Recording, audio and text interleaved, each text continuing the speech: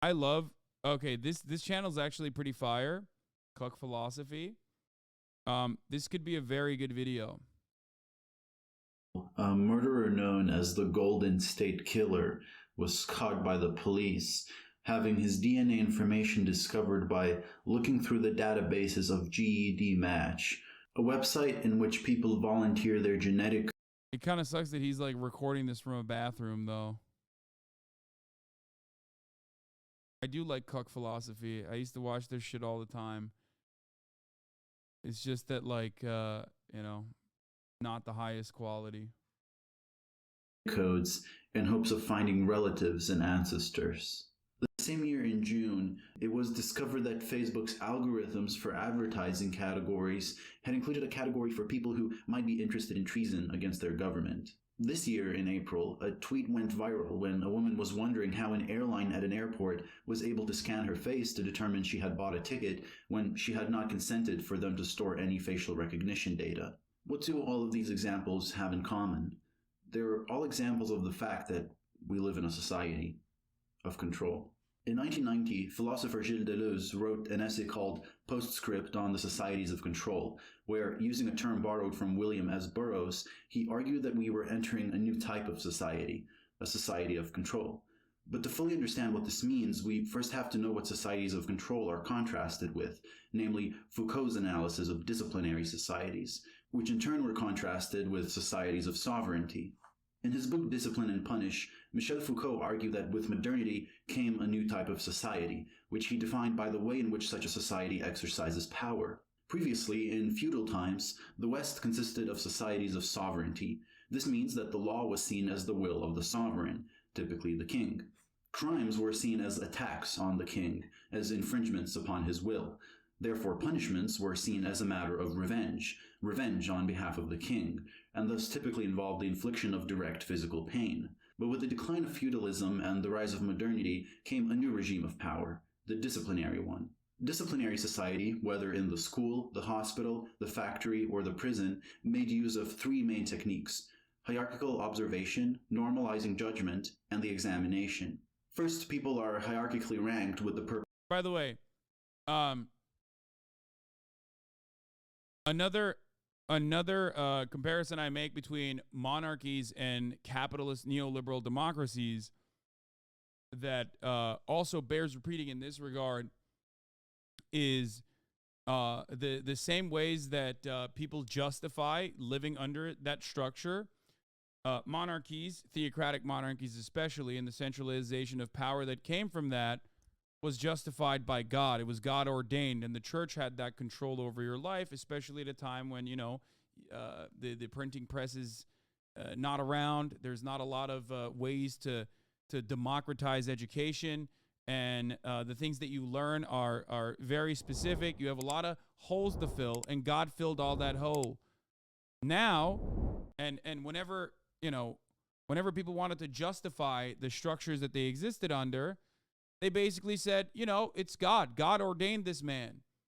And the church tells me that that is the best way to go about it. And I don't fucking know anything. I'm a peasant. The fuck do I know?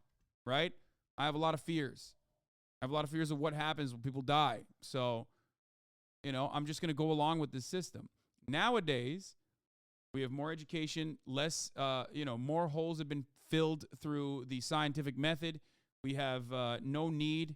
We don't have the same need to contextualize certain things or conceptualize certain things through the Bible or other kinds of, other religious scripture. Okay? We have secular neoliberal democracies. How does a secular neoliberal democracy justify its own existence, where there is the same level of power disparity amongst those who have everything and the rest of the 99% that don't have anything? Because back in the day, it was the king. He had everything. You had nothing. You worked for your fucking lord, and then your lord worked for the king, and that was just the way it went. And you couldn't speak out against it because that was blasphemy, It's blasphemy. Nowadays, we have a capitalist organization of the economy and a capitalist mode of existence. How do we justify that? Through the lie of meritocracy. Okay? So the disparity of power is still the same. Maybe not as extreme as like how it used to be during monarchies, right? They're not like cutting your fucking ear off or your hand off for getting a person in a position of power upset, right? Not that bad.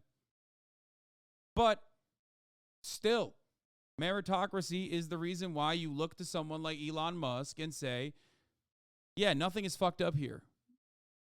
He must have worked hard. The system, the entire system that we exist under has to be just. And it's a self-reinforcing cycle. It is a lie that everyone tells themselves. It is a lie that society was built upon to tell you that, like, no, if you do work hard, like, you will achieve the American dream. Look at all these people that did work hard and achieved it. Because if meritocracy is a lie, okay, if meritocracy is a lie, and those people in positions of power didn't actually work harder and smarter than everyone else to accumulate that level of capital, all of a sudden, why the fuck are you working? Why are you working so hard? You're never going to achieve that.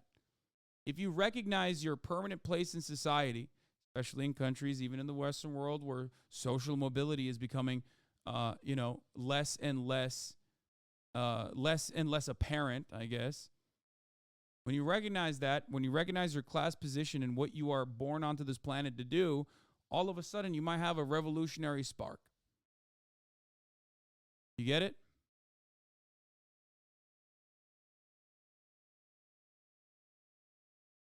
M. Hud is correct. I have a hard time believing Elon Musk has ever finished a single task the way Twitter is going / the way he tweets. Exactly.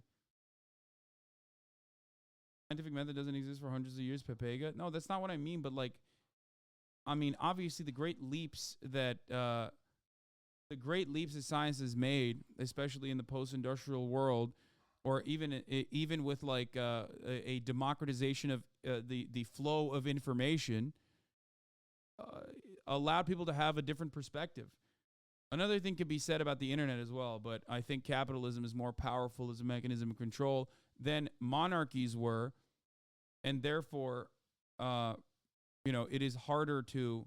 It has a capacity to bastardize every new invention and turn it on its head. No matter how much people want in their hearts to live a free life and yearn for emancipation, capitalism, especially neoliberal mechanisms of control, which this video is going to get to, have a very good way of normalizing the awfulness that you experience on a daily basis and tell you that the other systems are terrifying. There's no other way to go about it. Okay? Like, you watch the most socialist streamer, and then you get a top-of-the-hour ad break. Okay? Where I tell you at the top of the hour, there's a 3-minute ad break, and if you no longer want to see those ads, all you need to do is subscribe, which you can do for $5 or for free with a Twitch Prime. By connecting your Amazon Prime account to your Twitch account, you get 1 free Prime subscription a month. You can also get gifted a sub if you're lucky. And those are the ways that you can avoid the top-of-the-hour ad break. Here's a 3-minute ad break now. There you go. That's how you go from Deleuze to fucking Foucault to serving a top-of-the-hour ad break. Only here, baby. Nowhere else. All right.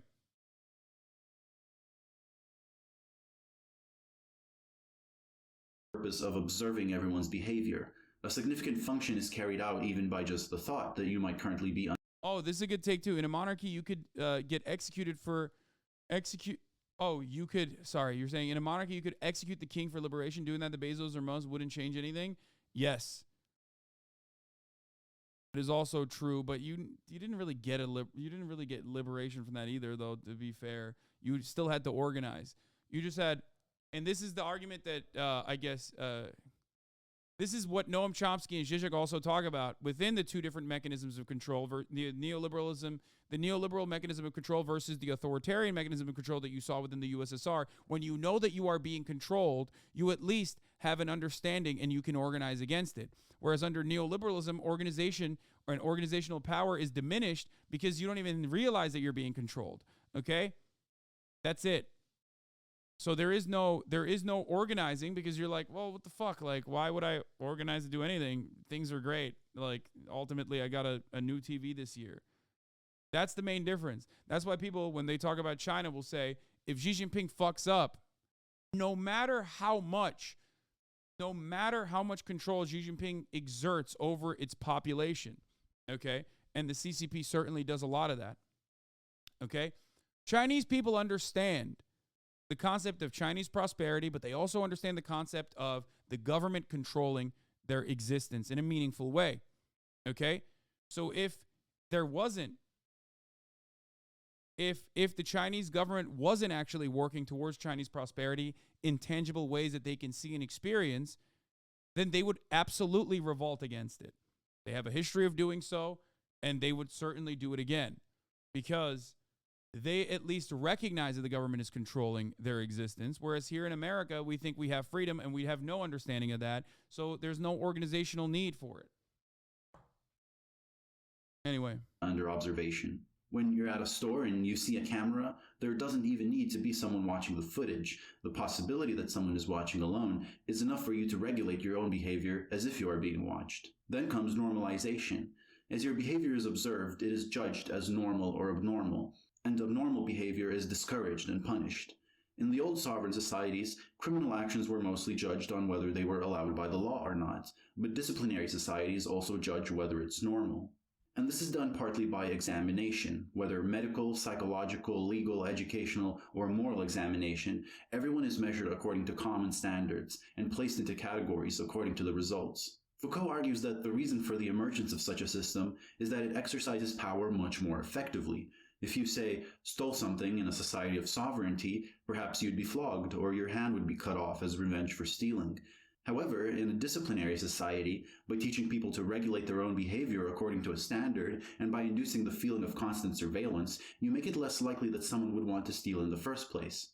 Not only that, but in a society of sovereignty, if you wanted to rebel against the regime, it would be very easy to identify who to rebel against, namely the king and those carrying out the king's will. In a disciplinary society, power is dispersed through a number of different institutions, and is thus harder to resist. Finally, in a society of sovereignty, when you see someone being tortured for a crime, it is easier to sympathize and feel sorry for the victim, and to rouse your anger against the regime.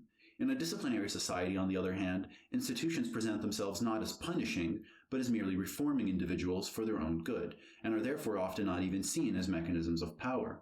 The way Foucault put it, societies of sovereignty tax production and rule on death, whereas disciplinary societies organize production and administer life. Let's take this point by point. Consider a serf working under feudalism. A common arrangement would be that the king owning the land sets a tax for how much of the serf's product he will take for himself.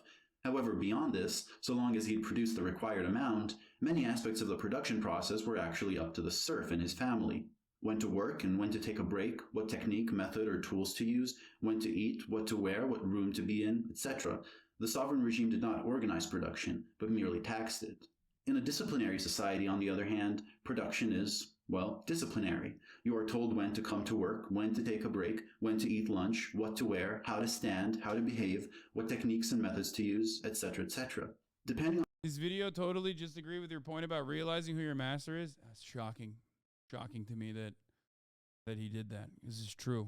On your line of work, almost every aspect of your being can be decided by someone else.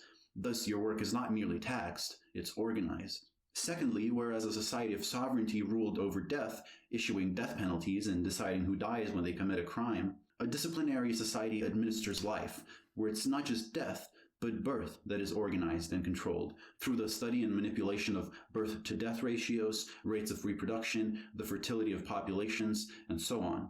The purpose of a disciplinary society was summarized by Deleuze as being to concentrate, distribute in space, order in time, compose a productive force. Schools, hospitals, prisons, barracks, factories, and offices all functioned according to this purpose: spatial enclosure, adherence to a schedule, and strict discipline. Understanding this, we can now ask what makes a society of control different. But keep in mind that Deleuze is not arguing that we have completely left behind disciplinary societies. He saw that we are in the process of transforming into a new one. Perhaps the most significant thing is that in the society of control, the exercise of power no longer requires enclosing people into spaces like the school, the factory, or the prison. Disciplinary regimes leave the tight enclosures of space and expand and permeate the entirety of society. Take phones, for example. It is no secret that your phone collects a lot of data: your GPS location, audio recordings, websites you've been to, and apps you've used. And it is also no secret that this data is often utilized by governments and corporations. What's interesting here is that in a disciplinary society, the exercise of power required to restrict your methods of communication. A society of control, on the other hand, tells you to please, by all means, have a phone and use it, because the more you use it, the more you can be surveilled, sampled, evaluated, and harvested for data. As another example, take airports that use facial recognition. It is another similar almost the identical argument is basically, I mean, this is not between monarchies and neoliberal capitalism, but like authoritarian forms of government, like what you would consider authoritarian forms of government, is the I guess what is it, communist dad, neoliberal dad? What is the Zizek argument? And the phone thing is actually perfect because like you now cannot even live without a phone, right? Like there is no. That's why we say like it's impossible to escape capitalism. You just can't survive in public. Authoritarian dad, neoliberal dad.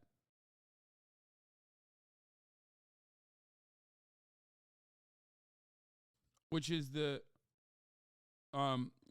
you know, Breezy B97, thank you for the 5 get the subs. OnlyFans boyfriend, thank you for the 5 get the subs as well.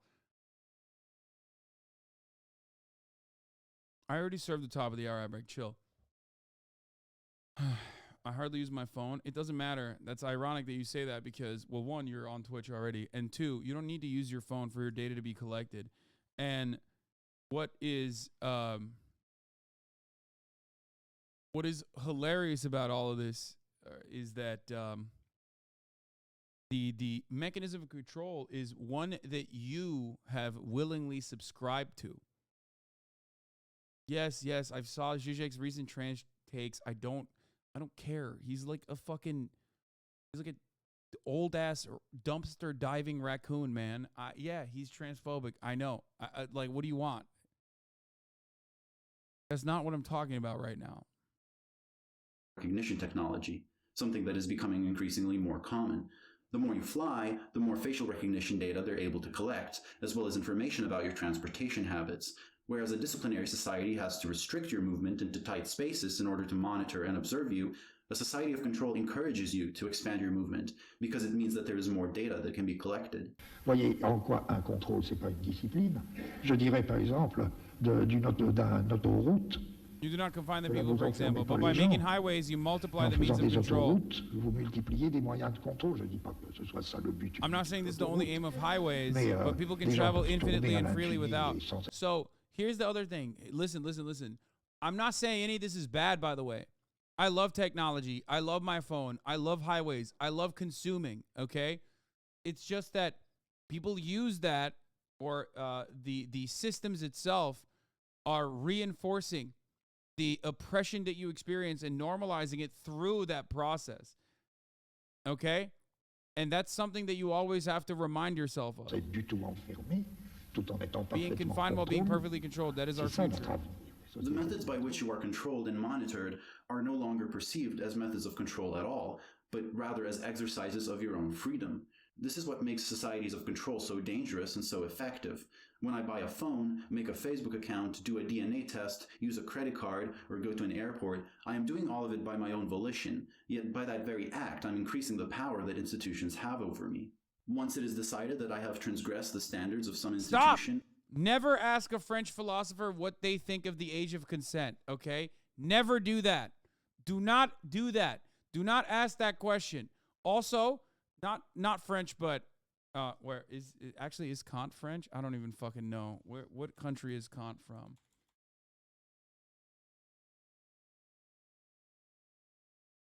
He's German. Okay, don't ask Kant how he thinks black people are made. And don't ask any French philosopher what they think about the age of consent. Yes, you heard me right. I said how black people are made.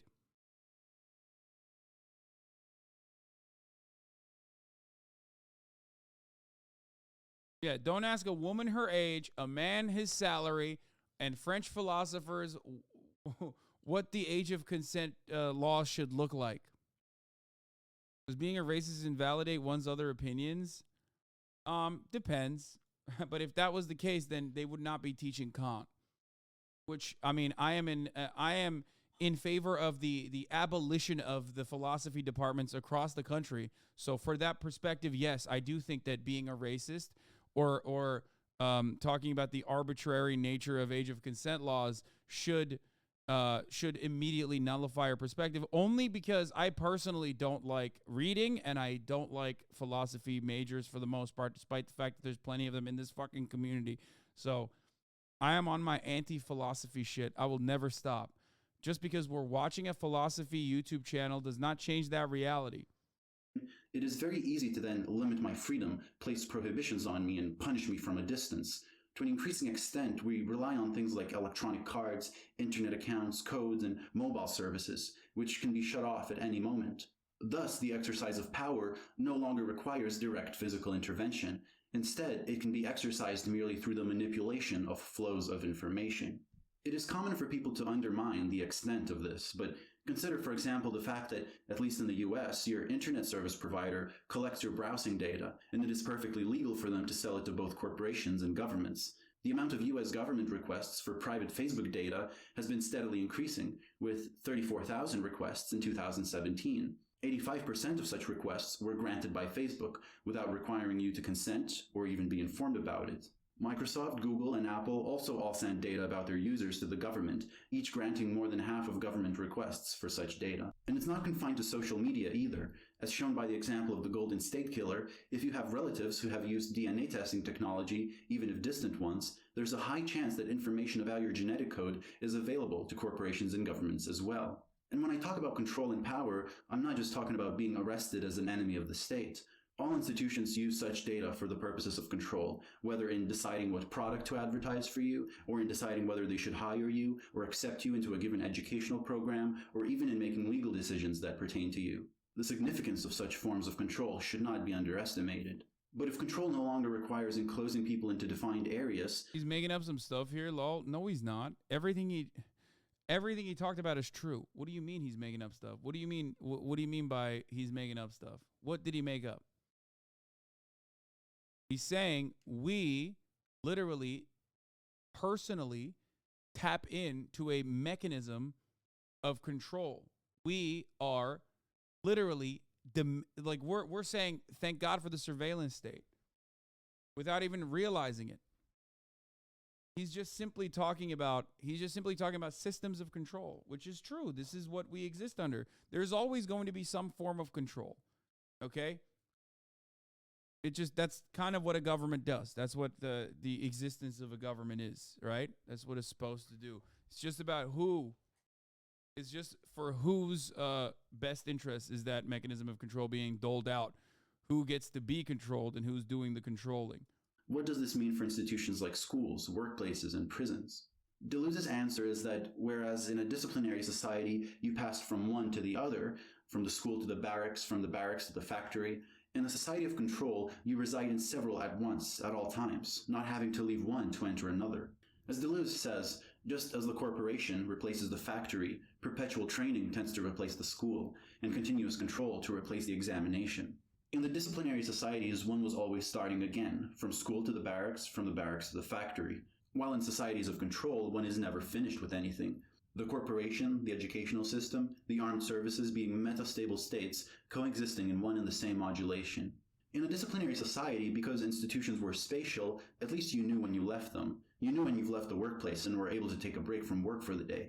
But this is increasingly not the case in a society of control. Even when you're at home, you're expected to continue doing work, filling out papers, constantly checking your email and watching out. That's why I always say under capitalism, every new technological achievement is not done to actually make people's lives easier, make the working class lives easier, but to extract more profits, more surplus labor value from the working class. The AI and automation conversation is yet another example of this very same argument. The invention of the fucking mobile phone and the internet creating a 24/7 work cycle is the exact same shit. That's the problem. The problem is not technological achievements. It's how technological achievements are used. Out for updates. and presenting yourself as a committed employee even in your personal life, especially on social media. You never really leave work. I mean, yeah, also, it's the whole reason Ford made it so his workers could afford to buy the cars they created. I mean, even that fucking fascist understood that, which is ironic because we hail him as a champion of like workers' rights here in this country. But even he understood alienation. Literally. Yeah, I said hail, which is funny when talking about Mr. Heil himself. Some examples are summarized in the paper You Can Clock Out Anytime You Like, But You Can Never Leave by Peter Fleming and Andre Spicer.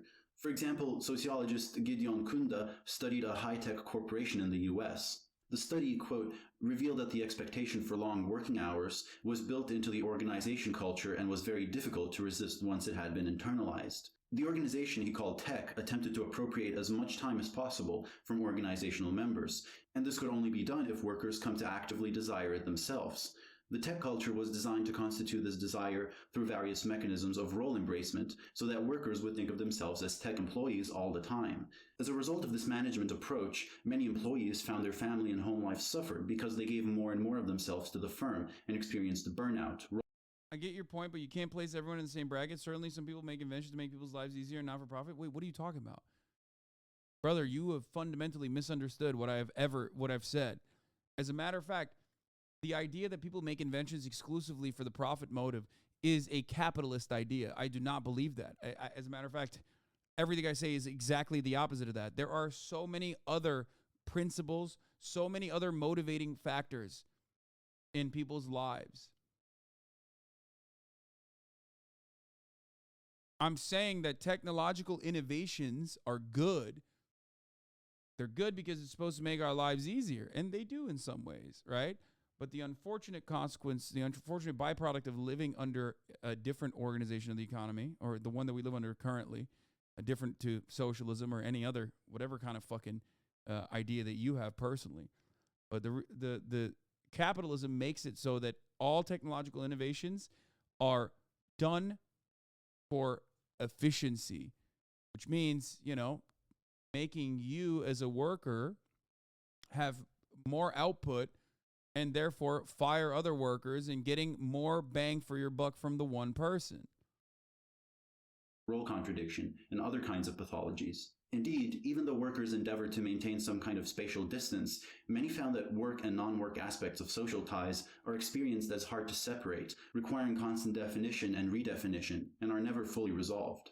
And sociologist Catherine Casey studied an electronics manufacturer that had built a high commitment culture. Casey's study concludes that it is not only the personal time of employees that is appropriated by the company, but also their identities, a process she ominously labels the corporate colonization of the self. When this occurs, workers become company people, even at home, and cannot think about anything other than their job and the well-being of the firm. Many of these employees were classified by Casey as neurotic and obsessive-compulsive because they have allowed the company to erode the identity boundaries that once separated them from the organization, and subsequent burnout as psychic anxiety and contradiction become too intense. Various phenomena, like working from home, working for school credit, wearing ankle monitors, using online doctors, attest to the fact that institutions no longer have to spatially enclose people in order to function. What counts is that we are at the beginning of something, Deleuze says. In the prison system, the attempt to find penalties of substitution, at least for petty crimes, and the use of electronic collars that force the convicted person to stay at home during certain hours. For the school system, continuous forms of control, and the effect on the school of perpetual training, the corresponding abandonment of all university research, the introduction of the corporation. This guy just came back from Googling Henry Ford Nazi. This is so funny. Holy fuck, Ford was literally given an award by Nazi Germany, Keck W. I dropped that in the chat as a minor, brief footnote, and this man went in, Googled, came back, and he's like, dude, I should not have done that. That was a bad thing that I Googled. Sometimes it's better not to open certain doors. You know what I mean? Don't look up what kind of pamphlets he wrote and handed out either. At all levels of schooling. For the hospital system, the new medicine without doctor or patient that singles out potential sick people and subjects at risk. In the corporate system, new ways of handling money, profits, and humans that no longer pass through the old factory form. Deleuze says that we are no longer individuals, but dividuals. The origin of the word individual means not divisible, something that cannot be divided. And disciplinary society consisted of such individuals, usually assigned a number in different institutions. But in a society of control, it is no longer true that we cannot be divided. We are constantly divided into demographics, marketing samples, survey results, statistics. It is through these aggregates of information that institutions view us. The number is replaced by the code. What's impressive about Deleuze's essay is how well, even in the early 90s, it was able to identify the trends that we are even more clearly moving towards today. What's important, however, is not just to identify such trends, but identify their dangers and new methods of resistance. Deleuze is not saying that societies of control are worse than disciplinary societies, or that disciplinary societies are worse than sovereign ones. There is no need to fear or hope, he says, but only to look for new weapons. Many young people strangely boast of being motivated. They re-request apprenticeships and permanent training. It's up to them to discover what they're being made to serve, just as their elders discovered, not without difficulty, the telos of their disciplines. And now I'd like to thank the individuals that support me on Patreon. 1108-4777-98641-4844, 1098-17628-01. Okay, yeah, that was CCK Philosophy, great video. What are societies of control? Great video from his bathroom that he filmed.